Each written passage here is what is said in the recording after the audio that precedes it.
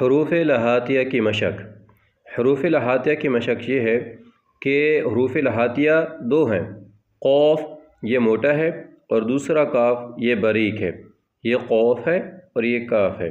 ان کے جو مخرج ہیں، ان کے مخرج یہ ہیں کہ زبان کی جڑ جو کوے کے پاس ہے۔ حروف لہاتیہ کی مشق کیا ہے، ان کے مخرج کیا ہیں، یہ کہاں سے ادا ہوتے ہیں؟ قوف اور کاف۔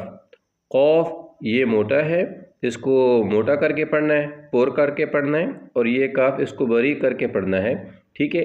ان کے مخرج کیا ہیں؟ ان کے جو مخرج ہیں، جو جہاں سے یہ ادا ہوتے ہیں، ان دونوں کے مخرج یہ ہیں۔ حروف لہاتیہ کتنے ہیں جی؟ دو ہیں، قوف اور کاف۔ اور ان کا مخرج کیا ہے؟ ان کا مخرج یہ ہے کہ زبان کی جڑ جو کوے کے پاس ہے، ٹھیک ہے۔ زبان کی جڑ جو کوے کے پاس ہے، مطلب منہ کے اندر ایک لوتھڑا لٹک رہا ہوتا ہے، لٹکا ہوا ہوتا ہے، اس کو کوا بولتے ہیں، ٹھیک ہے، اسے کوا بولتے ہیں، ٹھیک ہے۔